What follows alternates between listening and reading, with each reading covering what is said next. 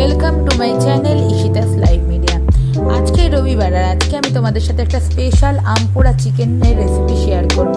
প্রথমেই দুটো কাঁচা আম নিয়ে নিতে হবে, ধুয়ে ভালো করে সেটাকে পোড়াবার জন্য দিয়ে দিতে হবে গ্যাসের ফ্লেমে। তারপর পুড়িয়ে নিয়ে বাইরের যে ওর ছিলকাটা রয়েছে ওটাকে বের করে নিয়ে এই কাঁচা আমটাকে ওর পাল্পটাকে ভালো করে বের করে নিতে হবে।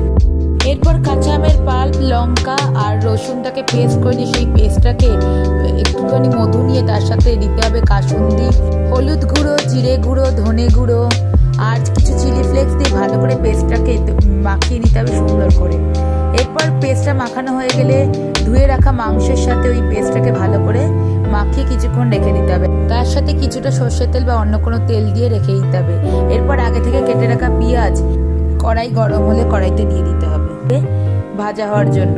কিছুক্ষণ ঢাকা দিয়ে এরকম গোল্ডেন ব্রাউন কালার এসে গেলে তারপর অন্যদিকে গ্যাসের কিছুটা গরম জল বসিয়ে তার মধ্যে গোটা গরম মশলা দিতে হবে। আমার এখানে গোটা গরম মশলা না থাকে আমি গুঁড়ো ইউজ করেছি। এরপর পেঁয়াজটা ভাজা ভাজা হয়ে এলে মাখিয়ে রাখা মাংসটা পেঁয়াজের মধ্যে দিয়ে দিতে হবে। এইভাবে কিছুক্ষণ কষাতে হবে। তারপর সেদ্ধ হওয়ার জন্য সামান্য নুন দিতে হবে, যতটা পরিমাণ মতো নুন যে যেরকম খান সেরকম মতো নুন দিতে হবে।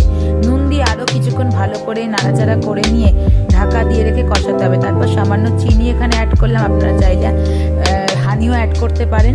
তারপর আরও কিছুক্ষণ মাংসটাকে কষিয়ে নিতে হবে। তারপর ওই গরম করে রাখা জল দিয়ে কিছুক্ষণ ঢেকে রাখলেই আমাদের গ্রেভিটা এরকম ঘন হয়ে আসবে এবং আমাদের সুস্বাদু আম পোড়া চিকেন সার্ভ করার জন্য রেডি হয়ে যাবে।